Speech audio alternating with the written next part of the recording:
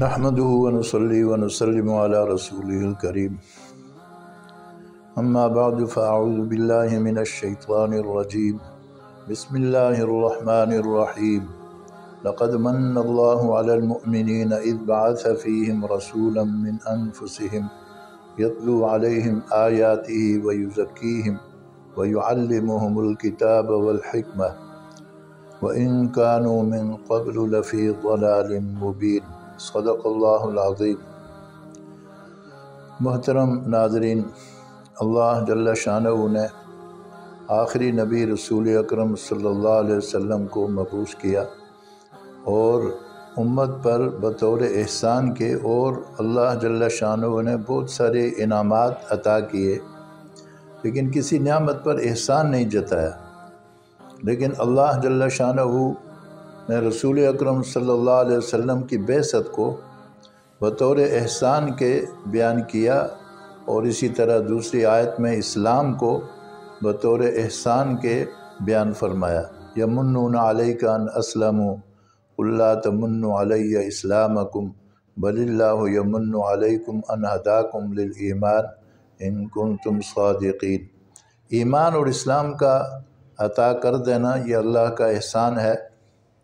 رسول اکرم صلی اللہ علیہ وسلم کی بعثت اور ان کی امت میں سے ہونا یہ اللہ جل شانہ کا بہت بڑا احسان ہے، جس کو بطور احسان کے اللہ جل شانہ نے بیان کیا اور فرمایا کہ وہ نبی آخر الزمان، ان کے کام کیا ہیں؟ 3 کام اس آیت کے اندر بیان فرمائے۔ یتلو علیہم آیاتہ، کہ دعوت اللہ کا کام کرتا ہے، وَيُزَكِّيهِمْ وَيُعَلِّمُهُمُ الْكِتَابَ وَالْحِكْمَةَ، اور امت کا تزکیہ کرتا ہے اور ان کو کتاب اور حکمت کی تعلیم دیتا ہے۔ اس سے پہلے تم گمراہی میں پڑے ہوئے تھے۔ تو یہ 3 کام بطور انعام کے اللہ جل شانہ نے بیان کیے۔ یہ ایسے کام ہیں جن کی وجہ سے ہدایت آتی ہے اور لوگوں کی اصلاح ہوتی ہے، اور لوگ جو ہے ہدایت کے راستے پر آ جاتے ہیں۔ تو یہ کام جب تک امت میں رہیں تو امت جو ہے خیر کے راستے پر ہوتی ہے، یہ کام چھوڑ دیں تو امت گمراہی میں پڑ جاتی ہے۔ تو اس لیے صحابہ اکرام رضوان اللہ علیہم اجمعین میں یہ تینوں کام موجود تھے، اور تینوں محنتیں صحابہ اکرام رضوان اللہ علیہم اجمعین کے اندر موجود تھیں۔ دعوت اللہ کی محنت بھی تھی، اور تزکیہ بھی، اور تعلیم، کتاب اور حکمت کی تعلیم بھی تھی، اور ان کے اندر اخلاص تھا۔ بعد کے لوگوں میں آہستہ آہستہ جب دعوت اللہ والے لوگوں میں اغراض آنے لگے، وہ دعوت اللہ سے مراد یہ ہے کہ وہ لوگ اس وقت صحابہ کرام رضوان اللہ علیہم اجمعین، تابعین اور تبع تابعین کے دور میں یہ ہوتا تھا کہ کسی علاقے کے جو غیر مسلم لوگ ہوتے تھے ان کو پہلے دعوت دیتے تھے کہ آپ اسلام قبول کر لیں، آپ ہمارے بھائی ہیں، اور اسلام قبول نہیں کریں گے تو پھر یہ ہے کہ نظام ہم چلائیں گے، آپ ماتحت ہو کر رہیں، جزیہ دیں۔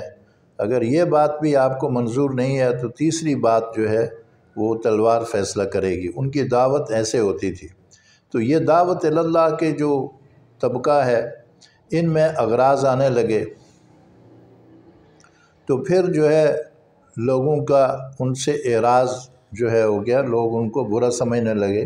لوگوں کے دلوں میں ان کی عزت، اور وہ جو دعوت اللہ والے تھے، جب دنیاوی اغراض آئے تو ان میں پھر لوگوں میں محبت نہ رہی، لوگوں نے ان سے اعراض کر لیا، تو پھر تعلیم کتاب اور حکمت کے بڑے بڑے اساتین پیدا ہوئے۔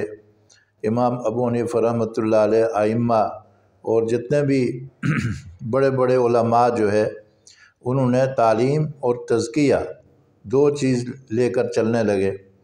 تو علم والے بھی بعد کے دور میں آ کر جب ان میں جو دنیاوی اغراض آئے اور خود غرضی آنے لگی، اور دنیا کے جو عیاشیوں میں اس کو ترجیح دینے لگے، تو پھر امت میں ایک ہی چیز رہ گئی، تزکیہ۔ تو لوگوں کا رجوع پھر اس کی طرف ہو گیا کہ لوگ جو ہے تزکیہ پھر اس میں بڑے بڑے جو اولیاء اللہ پیدا ہوئے۔ اب یہ ہے کہ حدیث میں ہے کہ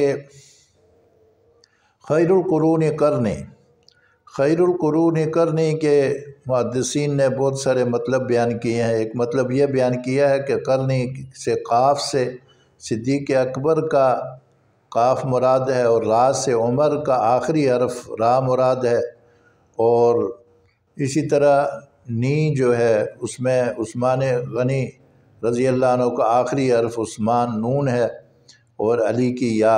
اس طرح بہت سارے اس کے مطلب بیان کیے، لیکن حضرت جی فرماتے تھے کہ قرنی سے مراد خیر القرون قرنی سے خیر القرون وہ ہے جس کے اندر یہ تینوں چیزیں موجود ہوں، دعوت اللہ بھی ہو، تعلیم و تزکیہ، یہ تینوں چیزیں ہوں تو وہ جو ہے خیر القرون ہوگا۔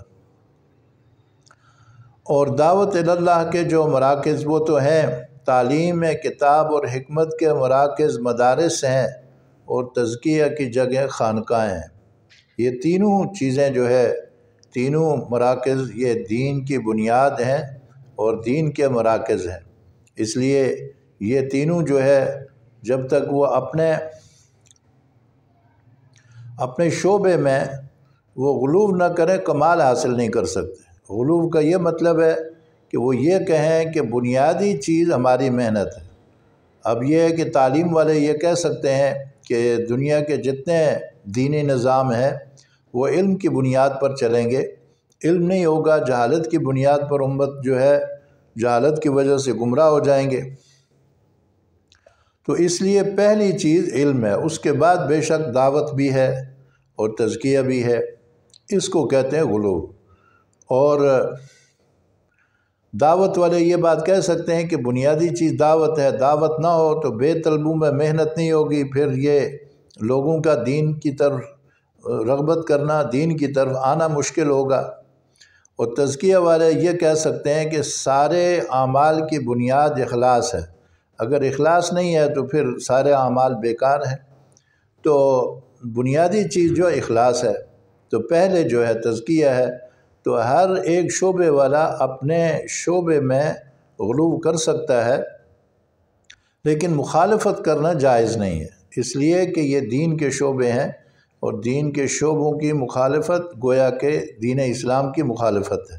تو اس لیے آیت کے اندر تینوں اعمال بتائے گئے، یہ تینوں اعمال امت میں جب تک رہیں گے تو گویا کہ رسول اکرم صلی اللہ علیہ وسلم ہمارے درمیان موجود ہیں، ان کی وہ محنت، ان کے کام وہ ہمارے درمیان ہے، تو رسول اکرم صلی اللہ علیہ وسلم بھی گویا ہے۔